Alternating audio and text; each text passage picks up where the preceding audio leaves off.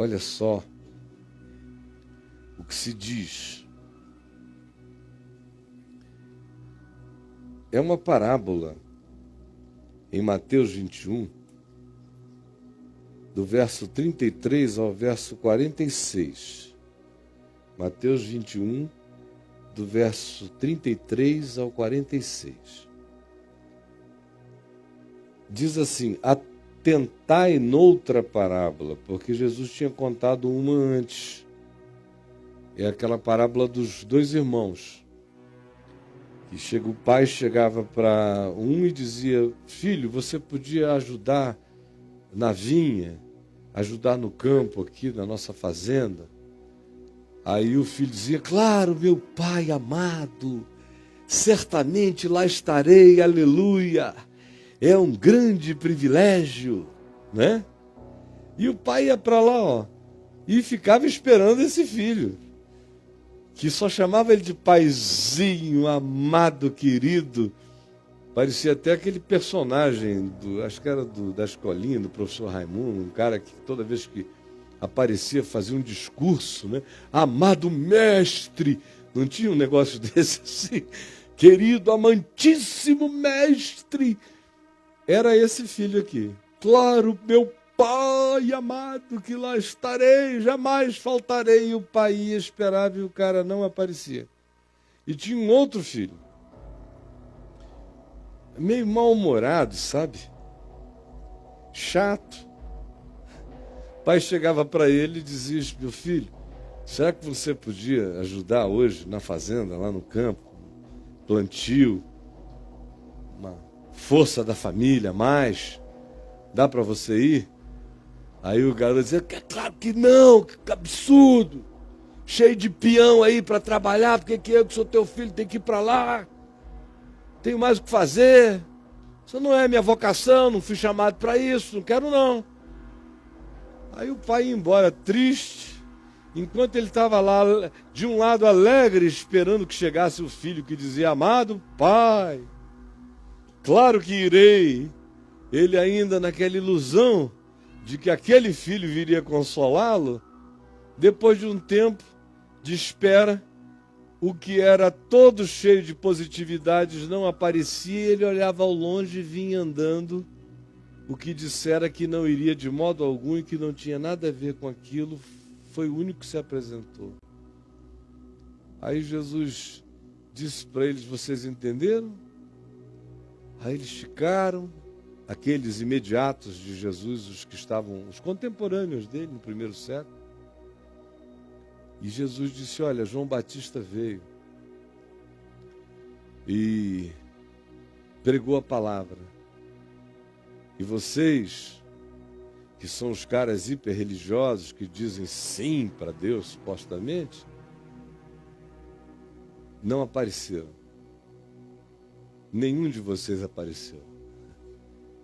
Enquanto publicanos, meretrizes, pecadores ouviram a palavra de João, e mesmo sendo pessoas que viviam contrariamente até então à vontade explícita de Deus, foram os únicos que apareceram. Aí ele conta outra parábola, que é essa que eu vou ler agora.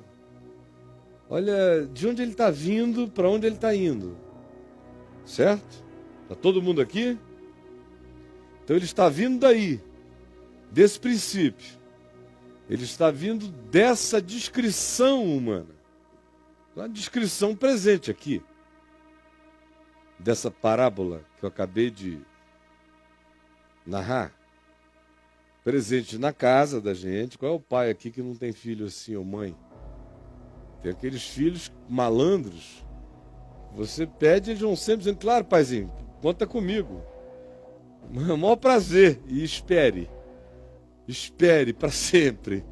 Tem outros que dizem: puxa vida, e daí anda para lá, anda para cá, se chateia, não sei o que, daqui a pouco o cara está lá. Isso a gente vê o tempo todo, como a gente vê no trabalho. Tem aqueles funcionários que se apresentam sempre para o jogo, com aquela vontade enorme de servir, mas é só galanteio profissional, não é verdade. Na prática eles não realizam nada, e alguns que são extremamente avessos a qualquer forma de impressão, comunicação, carisma pessoal, ouvem calados, saem sem dizer nada, são os que frequentemente voltam com produções que nos assustam. A vida está cheia disso. E espiritualmente, que foi como Jesus aplicou, é assim o tempo todo. Os nossos ajuntamentos, os nossos encontros, meu Deus, faz 41 anos agora que eu prego o Evangelho dioturnamente e convivo com pessoas enquanto prego o Evangelho.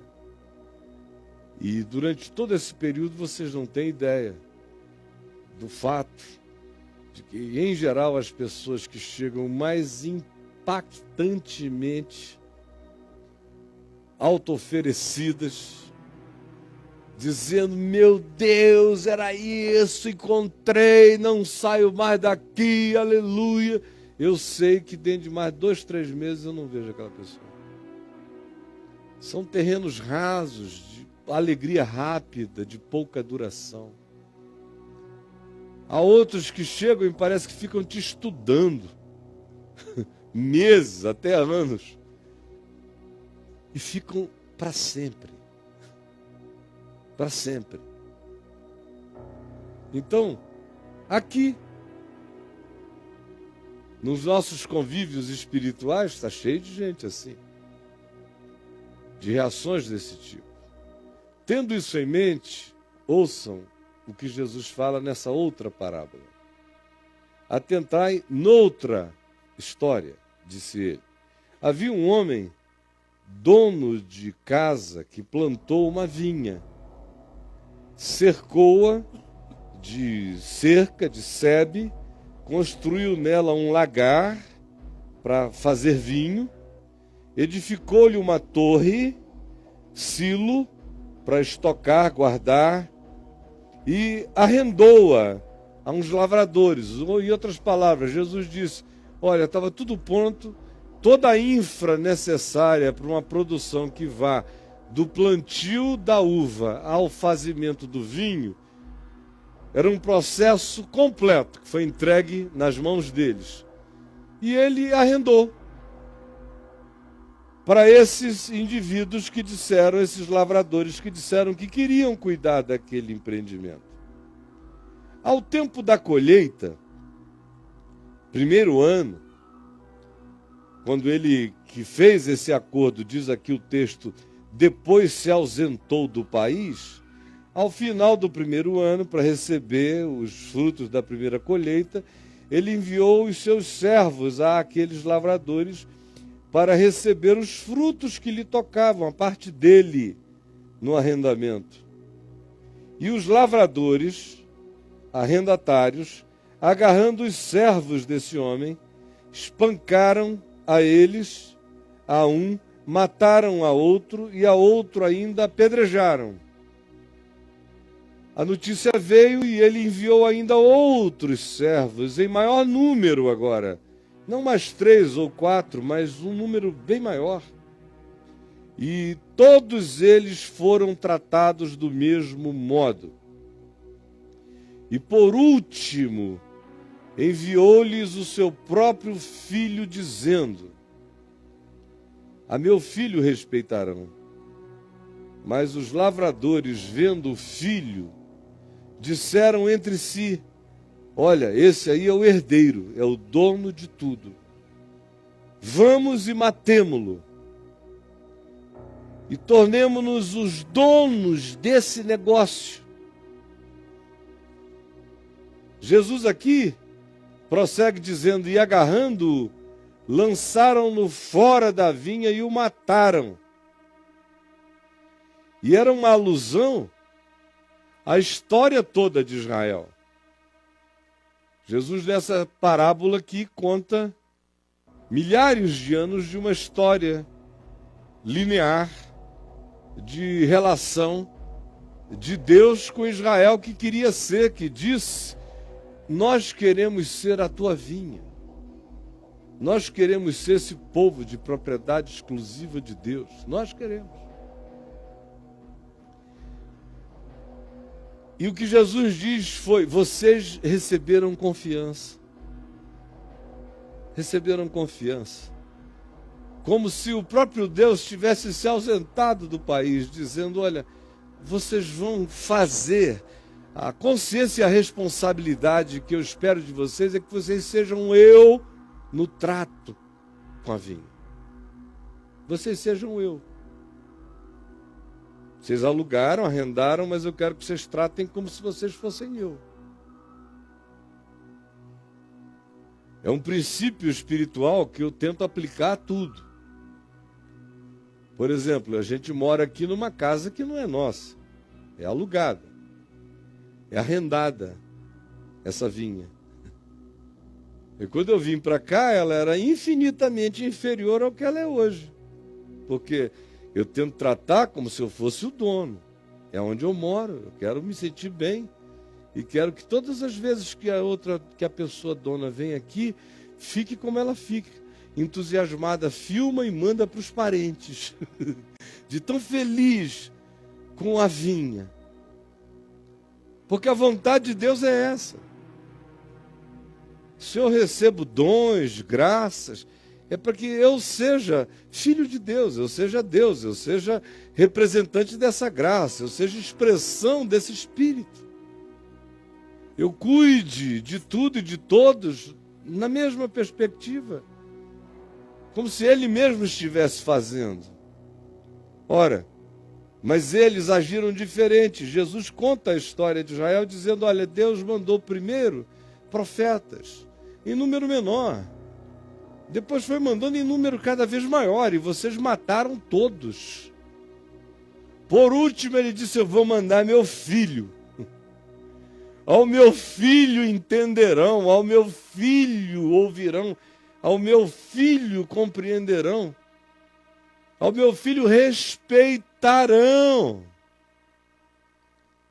Aí Jesus disse, antes da cruz acontecer, teoricamente falando, se essa é uma parábola de Jesus mesmo, ele falou antes de ser morto, né? Portanto, é profética. Então, ele diz, mas eles disseram, peguemos a esse que é o herdeiro, matemo-lo e apoderemo-nos da herança. E agarrando-o, lançaram-no fora da vinha e o mataram. Quando, pois, vier o senhor da vinha, que fará aqueles lavradores? Isso é uma pergunta que recebeu uma resposta imediata naquele mesmo dia. Porque na sequência se diz que o verso 45 afirma que os principais sacerdotes e os fariseus, ouvindo essas parábolas, entenderam que era a respeito deles que Jesus falava. Que eles eram os caras que tinham tomado conta do negócio de Deus no mundo, na terra. Eram os gestores do templo de Salomão. Eram os representantes do eterno no planeta, brigando contra Deus, matando profetas, rasgando mensagens, heretificando pessoas que chegavam falando da simplicidade da vontade de Deus, que era misericórdia, compaixão e quebrantamento, e não uma sucessão enorme de legislações idiotadas que só faziam os homens se tornarem cada vez mais arrogantes, uns contra e sobre os outros. Mas esse convite à conversão que Deus enviou em profusão, através de centenas e milhares de profetas, a gente conhece algumas dezenas, literariamente falando, e os milhares de outros que passaram sem nome, que gritaram sozinhos a vontade de Deus, a palavra de Deus, em aldeias, em lugares, em tribos, em regiões, gente que não tinha expressão histórica na perspectiva de Isaías, Jeremias e Ezequiel e vários desses, que além de tudo também foram escritores, das suas profecias, alguns outros foram videntes de profecias, só faladores de profecias. Mas foram centenas que ele enviou. E por último, o filho. E esse pessoal diz, não, se a gente controlar, se a gente tirar o filho da história, a gente controla a vinha para sempre. Ela é nossa. E foi o que aconteceu no primeiro século. Prova disso é que as autoridades religiosas entenderam que Jesus estava falando aquela parábola para eles. E depois, de lá para cá, de geração em geração, a mesma história se repete. Porque sempre o próximo povo, ou o próximo movimento, ou o próximo grupo, que começa originalmente genuíno, sincero, purinho, verdadeiro, com o passar do tempo, com a sucessão das gerações, todo mundo começa a se sentir dono da vinha de Deus. Aí começam a repetir as mesmas arbitrariedades, as mesmas violências, as mesmas veemências, começam a praticar os mesmos roubos, começam e continuam a realizar tiranias e fazer imposições diversas, e tudo aquilo que se aproxime da intimidade do dono da vinha, do rei do reino, do Pai das luzes, será perseguido. Tudo aquilo que vier carregado dessa mensagem passa a ser perseguido pelos gestores das vinhas, que vão mudando de geração em geração, mas continuam. Mesmo espírito de controle, de dominação, do que nenhum de nós é dono. Cada um de nós, no máximo, participa como um servo que está aqui para tentar fazer tudo o que possa para, ao final, ainda ser entendido e interpretado como servo inútil, que fez apenas o que deveria. Bom, os principais sacerdotes entenderam que era para eles, e os fariseus também. E conquanto buscassem prender a Jesus, temeram as multidões, porque estas o consideravam como profeta. Bom, esse aqui é o espírito da parábola, o aplicativo imediato dessa parábola nos dias de Jesus, e como ele está fazendo uma narrativa imediata da história linear de Israel e da obsessão que Israel adquiriu de se tornarem os proprietários de Deus no planeta. Os proprietários de Deus no planeta. E nos dias de Jesus, mais do que em qualquer outra época antes, os religiosos de Israel tinham desenvolvido um estilo de fanatismo legalista tão intenso e homicida e sem compaixão, que atingiram o ápice daquilo, a ponto de que foram eles que reconheceram que ali estava o filho.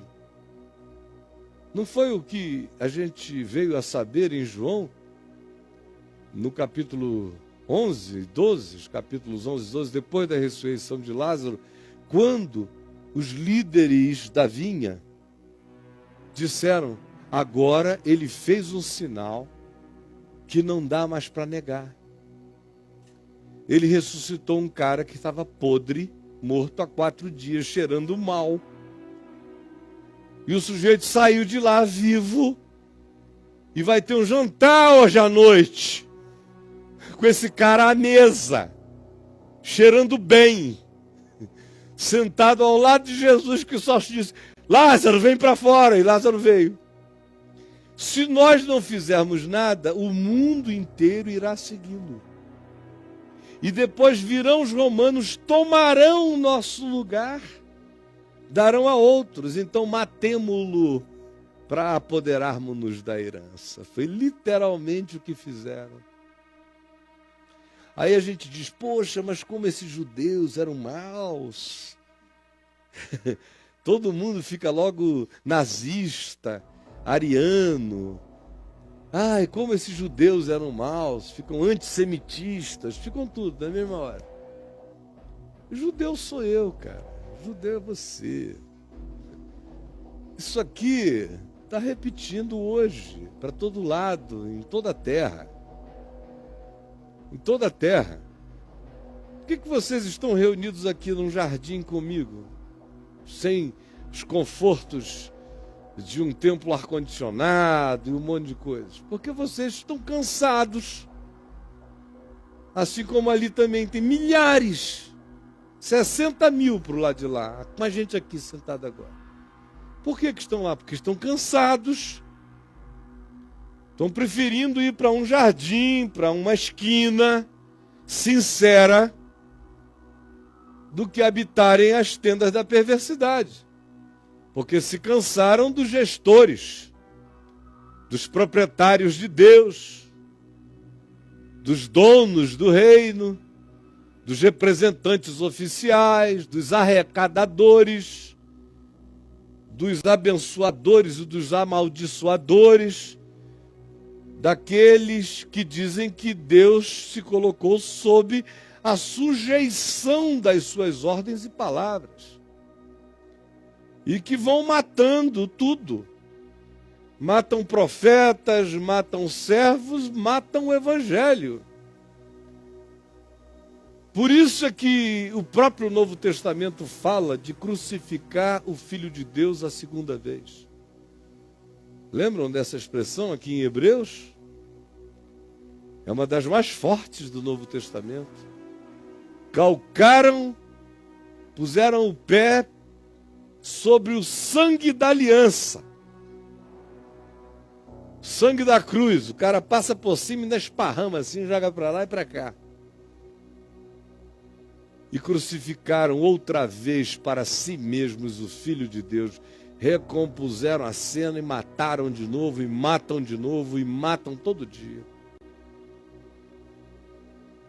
Todo dia. Isso acontece, gente, quando a gente desenvolve consciência de quem nós somos em relação a Deus e à vida. Por isso é que a situação desses indivíduos aqui era tão séria, porque eles sabiam. Sabiam quem era o dono da vinha. Sabiam que o reino era de Deus. Que Ele é Senhor. Que o meu privilégio é servi-lo amando a você. Porque Ele decidiu ser servido no meu serviço ao meu próximo. Ele decidiu ser servido no meu serviço em amor à vinha, ao povo. Para isso que o contrato dele comigo é esse. Tu me amas? Ah, Senhor, eu te amo. Então, cuida bem da minha vinha, das minhas ovelhinhas. É a mesma coisa. É o mesmo espírito. É assim que é. Crucificar o Filho de Deus, portanto, historicamente, foi uma ocorrência judaica que não se repetirá nunca mais. Crucificar o Filho de Deus, existencialmente falando, é uma ocorrência existencial e subjetiva que se manifesta todo dia e está acontecendo agora. Agora. Aos milhões em volta da terra. Aqui, ali, em lugares os mais impensados. Todavia, isso só acontece com essa gravidade, aonde consciências disseram, nós sabemos de quem é o reino. Por isso, nós somos as pessoas que corremos o risco de cometermos os piores pecados. Porque nós dizemos teu é o reino. Nós não dizemos? Venha o teu reino. Teu é o reino. E aí a gente corre o risco de ficar tão familiarizado com isso que depois de um tempo isso vira apenas um contrato de palavras que na prática não funciona porque a gente faz conforme o nosso reinado pessoal da nossa consciência contra a vontade conhecida de Deus. E aí a gente vai atropelando profetas. Não estou falando de encontros humanos presenciais. Hoje em dia a gente mata profetas, não mais como na antiguidade. A gente mata profetas de muitos modos. A gente mata silenciando. A gente mata... Eu não estou me referindo a profetas vivos que apareçam só entre nós. Eu estou falando teologia sistemática que monta só o que nos interessa e deixa de fora o que não nos interessa. Por exemplo, quando eu digo a coisa mais óbvia do mundo, que Jesus é a chave interpretativa, a chave hermenêutica, para a gente compreender a Escritura toda, o pessoal entra em crise ali, porque é um modo de matar o filho. É um modo de matar o filho, de não lhe dar a primazia, de não admitirem que a vontade do Pai está explicitada no Filho. Para sempre é uma só e não há nada a agregar, nem a tirar. É um modo de matar o filho, para se apoderarem da herança. Para se apoderarem da herança. O que nós estamos vendo no planeta todo? Na religião. O filho foi morto. Nesta geração, mais uma vez, e nas outras gerações também, vem sendo morto geração após geração, mostrando que a história de Israel, aqueles 2000 anos até Jesus, do Israel constituído, e 3000, e esses 4000 até agora, do Israel de Abraão até os nossos dias, é a história também de todos nós. É a história do cristianismo. 2000 anos de cristianismo matando profetas e apoderando-se da herança. Apoderando-se da herança, matando o filho. Hoje, como eu disse, ninguém faz mais isso, pelo menos do século XVI para cá, se tem evitado. Matar profetas com apedrejamento, fogueira, inquisição e tortura. Mas é de outros modos que se vai destruindo. De outros modos. E nesta geração, mais do que nunca, essa morte do Evangelho, esse Evangelho que foi liquidado, que não sobrou praticamente nada. Sobrou o nome Jesus, que sem o conteúdo do Evangelho é igual Joaquim, José, Manel, Juvenal, tanto faz. Deus, que é uma designação imponderável, tanto faz. A Bíblia, que é a mãe de todas as heresias, se você quiser, é só sistematizar o que você queira, você vai construir uma teologia para sacrificar cada filho primogênito, se você assim desejar. Dependendo na mão de que gestor da vinha você caia. Propondo maluquices. E quando a pureza do Evangelho é trazida, ela é rejeitada, como sendo coisa que não realiza o bem-estar dos gestores da vinha. Aí você diz, bom, então hoje eu vim hoje aqui à tua casa, Caio, para ter uma noção de uma parábola que linearmente descreve a história da rejeição de Israel pela palavra de Deus e pelo Evangelho, e também descreve, do ponto de vista da subjetividade, o caminho daqueles que disseram, nós somos dele, queremos cuidar das coisas dele, nos envolver com ele, mas que praticamos as mesmas realidades, não mais matando Isaías, Jeremias, ou isso ou aquilo, mas não acolhendo a palavra, diluindo o Evangelho, fazendo de Jesus um Deus no panteão das nossas muitas realidades sagradas que distraem a mente de todo mundo, enquanto a gente vai, em nome de Deus, fazendo apenas o nosso próprio negócio, a nossa própria vontade. Foi para isso que eu vim aqui? Bom, se tivesse sido só para isso, já teria valido a pena, sinceramente, porque você nunca mais vai ler essa parábola aqui de outro modo. Isso eu te garanto. Quer fazer um teste? Nunca mais vai ler de outro modo. Vai entender sempre. Mas não foi para isso, não. Não. Você acha que eu ia deixar você pensando lá na história universal? Eu quero que você olhe para o seu umbigo, para a sua alma, ao invés de ficar pensando na história, porque foi sempre isso que a religião fez. Reúne e congrega as pessoas para contarem a história de Jacó, como é que ele gostava mais de pegar a Raquel ao invés de pegar a Lia. E daí? Chega, né? A gente já está sabendo disso. Por que não conta que meu avô também, ou meu bisavô, ou o teu? Vamos parar com essa história de ficar só com essas linearidades improdutivas. Tem que chegar a mim. Porque eu sou esse cara. Eu sou o gestor da vinha. E uma coisa que eu espero que cada pessoa aqui ou em qualquer lugar aprenda minimamente com a minha pessoinha diante de Deus é: tente não esquecer de ler a Bíblia, de ler o Evangelho contra você e não em seu favor. Leia contra você. Deixa ele bater em você, deixa ele te ferir, deixa ele te provocar, deixa ele te arreganhar, para ter uma chance de conversão, de ressensibilização constante do ser. Bom, isto dito, vamos vir da linearidade universal para a particularidade da nossa existência pessoal. Olha só o que eu deixei de fora quando eu li propositalmente a parábola. Eu pulei 3 versículos, vocês viram? Mas não é ponto sem nó aqui, não.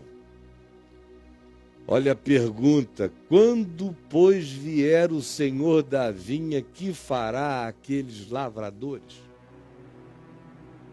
Esses caras que tratam a vinha de Deus assim, as coisas de Deus, as pessoas de Deus, a criação de Deus, o próximo, aquele em quem Deus decidiu ser amado, que é o meu próximo.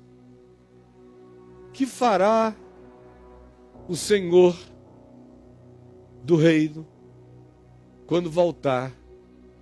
E ele volta quando ele vier, e todo olho verá, e ele volta quando nos chama. Todo dia tem gente voltando para ele, tendo o mesmo encontro de luz. Que fará, pois, o Senhor quando ele vier e chamar os lavradores, os trabalhadores, a mim e a você, para prestarem contas? Responderam-lhe a Jesus. Olha como a consciência sabe. A pergunta é essa: quando vier, pois, o que ele fará? Responderam-lhe: fará perecer horrivelmente a estes malvados e arrendará a vinha a outros lavradores que lhe remetam o fruto dos seus devidos tempos. Vejam como todo mundo sabe. Ele fez a pergunta, olha a resposta. Quem tem essa resposta para dar não tem desculpas a oferecer. O cara sabe. Sabe o que é. Todo mundo aqui sabe.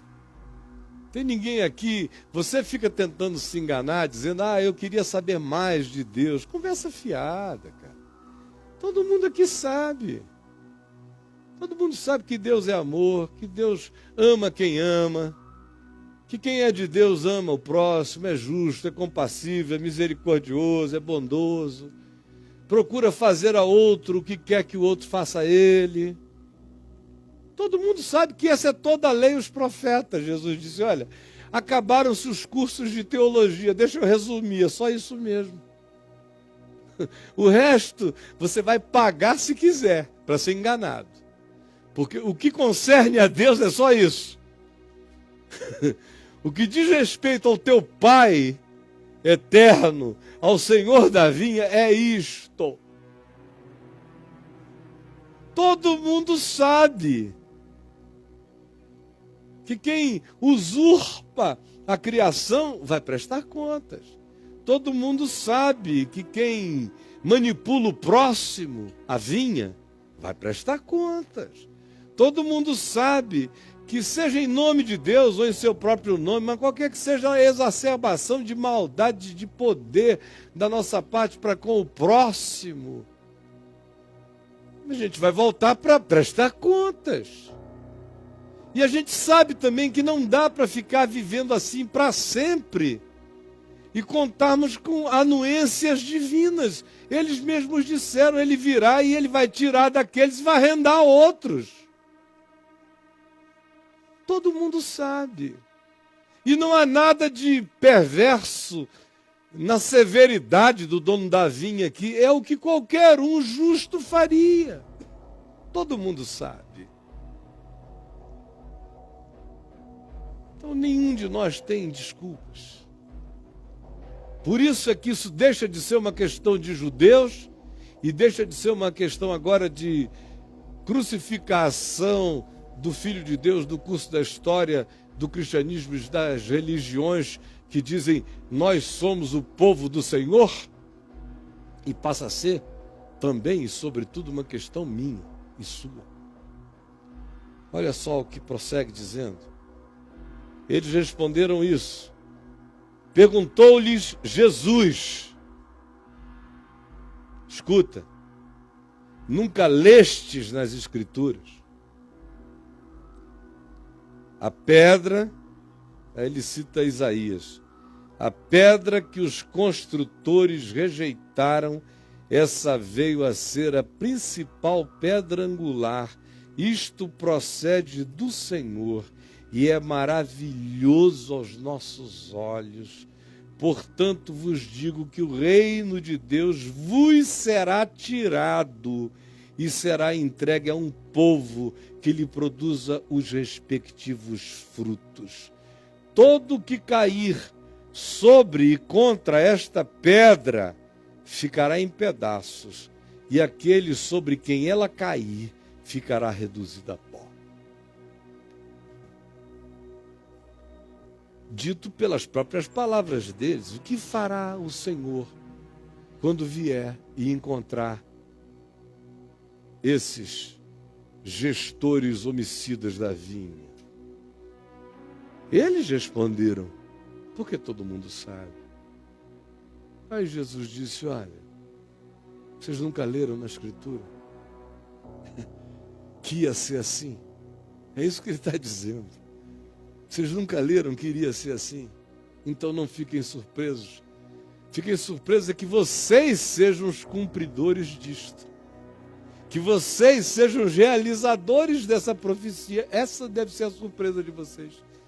Que deveria quebrantar vocês. Porque vocês estão cumprindo essa profecia contra vocês. Alguns de vocês aqui estão indo contra a rocha. Vão ficar esmagados. Outros entraram num estado de perversidade tão maior que estão desafiando a rocha. E ela vai cair sobre eles e eles serão reduzidos a pó. Por isso eu vos digo, o reino de Deus vos será tirado. O reino de Deus vos será tirado. E aqui eu quero concluir pedindo que vocês prestem toda atenção. Por isso o reino de Deus vos será tirado, porque a pedra que os construtores rejeitaram era a principal pedra angular. Eles pegaram ali para botar na esquina, para iniciar a obra, e puseram e foram botar uma determinada pedra, geralmente a pedra que você inicia uma construção na antiguidade, especialmente, era uma pedra absolutamente perfeita. E eles pegaram aquela pedra perfeita e disseram não, escolheram uma outra, só para não ser aquela. Jesus disse, essa pedra sou eu. Essa pedra é o Evangelho. Eu sou essa pedra, eu sou o filho que veio e eles disseram, matemo-la, poderemos nos dar herança. A minha palavra é essa pedra. Tudo que foi enviado da parte de Deus é essa pedra que vem sendo sistematicamente rejeitada. Geração após geração, rejeitada. Levem o susto. Se vocês forem esses que têm esse discurso que aparentemente compreende, inclusive as consequências, mas não têm olhos para enxergarem-se a si mesmos e perceberam que vocês se tornaram construtores que também rejeitaram na sua vida, na sua geração, a pedra. Rejeitaram a pedra. Os construtores rejeitaram a pedra. Alguns níveis de construtores a gente já falou hoje aqui. Os construtores na perspectiva histórica de Israel, os construtores na perspectiva histórica da história do cristianismo, por exemplo. Mas isso não fica circunscrito aí. E os construtores das nossas existências pessoais, que somos nós. Assim como Israel rejeitou a pedra, assim como o cristianismo rejeitou a pedra, você não tem rejeitado a pedra designada a partir da qual a sua vida se apruma e tudo ganha nível, objetivo e significado? Você está rejeitando a pedra? É tão fácil a gente olhar para as histórias globais e a gente chamá-los de eles. Eles. Os outros, esse ente social que rejeitou determinada oferta divina numa dada geração, mas não temos a coragem de chamar a eles de nós. Porque muda apenas o contexto histórico, mas o espírito é o mesmo, a rejeição continua. A gente só não crucifica mais com madeira e em madeiro. A gente crucifica com rejeição, com palavras, com escolhas, todo dia. E quanto mais consciente for essa escolha, quanto mais consciente eu rejeite a rocha, a verdade, o sentido, em maior situação de perigo eu me coloco. Porque o mais horrendo que pode acontecer é quando eu me torno tão empedernido, tão duro, que eu provoco, que eu brigo contra a rocha. Que eu a desafio. Que eu digo, eu consigo aprumar a minha vida sem ti. Eu consigo erigir a minha existência sem essa referência. Isso é que significa o construtor rejeitar a pedra angular. Existencialmente falando, é isso. Eu não preciso desse parâmetro, eu não preciso dessa referência, eu não necessito desse absoluto. Eu não tenho que ter esses medidores nem avaliadores. Eu não tenho que ter o evangelho, eu não tenho que ter a vontade de Deus como balizador de nada. Eu consigo construir a minha vida. A situação mais horrenda, como eu disse, é daquele que deliberadamente decide que vai viver contra o espírito do evangelho. O que é isso? Não é andar por aí dizendo, eu não creio em Jesus, não. Isso aí e nada é a mesma coisa. Ontem mesmo eu estava aqui conversando com um rapaz tão inteligente, bonito. Muito bonito. E inteligente, eu gostei da alma dele. Ontem cedo, atendendo uma outra pessoa que ele trouxe. Aí ele me disse, olha, eu queria que o senhor soubesse, amor do vô, eu queria que o senhor soubesse que eu sou ateu. Aí eu sou, então tá bom. Não tem nenhum problema, não. Aí ele falou, mas eu já não sei mais nem se eu sou ateu, depois que eu comecei a lhe ouvir. Eu não sei, porque acabou o meu ateísmo. Porque primeiro o senhor vem e me diz que Deus não existe. Que só dava para eu ser ateu se Deus existisse. Mas como Deus não existe, não dá para eu ser ateu. É claro. E eu falei, e você crê que Deus não existe, né? Porque eu também sei que Deus não existe. Existe o sol, a lua, existe o meu prepúcio, existe a minha cutícula, existe a tua barba, a minha, existe o cosmos, os universos, isso existe. Agora, Deus não. Se Deus existir, ele vira uma categoria universal, então ele não deixa de ser Deus, passa a ser uma coisa no universo. Então Deus não existe. Deus é. Aí ele falou, pois é, depois que o senhor veio, falou isso e disse que Deus não existe, Deus é, e que eu não tenho alternativa, que até quando eu faço assim, ó, eu estou respirando Deus, eu digo, é isso mesmo, meu filho. Você não tem alternativa, você que faz cocô, Deus, você xixi, Deus, você escarra, Deus, você é tudo Deus. Não tem nada que você faça que seja fora de Deus. Nem você, nem Satanás também. Até Satanás tem que viver em Deus. Não há nada que exista que não exista em Deus. Mesmo que tenha decidido escolher existir para o mal, existe para o mal em Deus. Isso é que é muito doido. Aí ele falou isso para mim. Quando eu entendi isso, eu fiquei assim nessa confusão. Eu não sei mais nem como é que eu me apresento. Eu digo, não se apresenta de modo nenhum, não. Só chega e sorri, né? Essa cara linda já está dizendo, Deus está aqui. O resto é conversa fiada. Não precisa se apresentar, nem decidir o que é isto ou é aquilo. Porque sem formalidades, você admitiu que como construtor, você não vai erigir a sua vida com essa pedra rejeitada. Sem essa pedra, se você a rejeitar. E você entendeu que é fundamental. Você só me falou hoje aqui de amor, compaixão, misericórdia, perdão, graça, inclusão. Você só me falou de Deus, você só me fez confissão de fé. Você só me falou do Evangelho. Então, por favor, não estrague o Evangelho na sua vida, enchendo de religião. Continua assim, que está indo bem. E só vai melhorar. Só é você não perder o espírito dessa consciência. Eu sou o construtor, você é o construtor. Vamos parar de dizer, os judeus não quiseram, os papas não quiseram, os líderes não quiseram, somos nós. E Jesus diz, olha, o reino de Deus está todo dia sendo transferido por gente que não vai querendo. O reino passa, ele entra em você, ele chega, ele quer fazer de você um servo generoso e gracioso do amor de Deus no mundo. Mas você rejeita.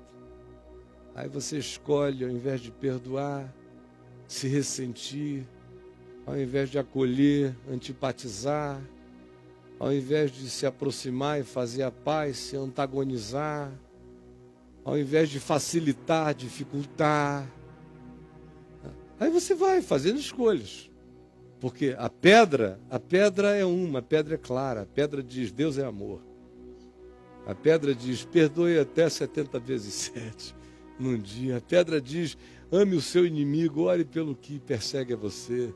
A pedra diz, não odeie, porque isso mataria a sua alma. A pedra diz, e a gente rejeita, e a gente diz, não, eu vou dar um jeito de viver a minha vida com os meus parâmetros. Aí, ou a gente vai contra, e ela cai sobre nós e a gente fica reduzido a pó, ou a gente vai rejeitando, até que chega o dia em que a gente dá de cara nela e se esmaga todo. Você veio hoje aqui apenas para perguntar uma pergunta.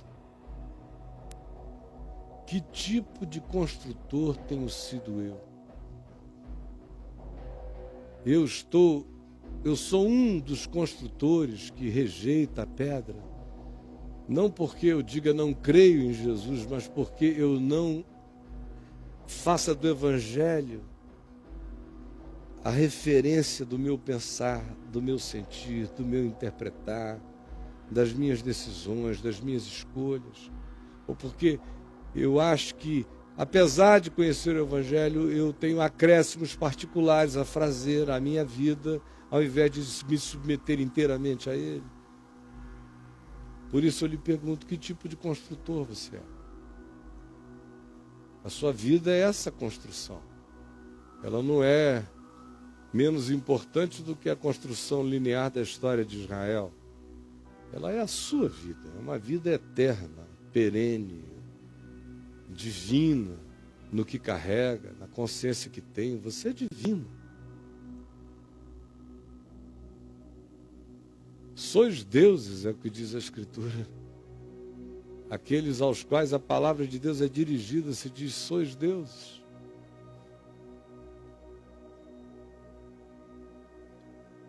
Você é um construtor.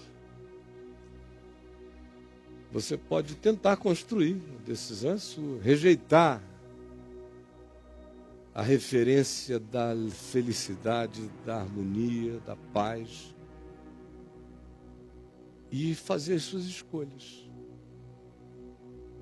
Assim como os lavradores rejeitaram o dono da vinha, você pode rejeitar também a pedra da construção da vida. É uma questão de escolha.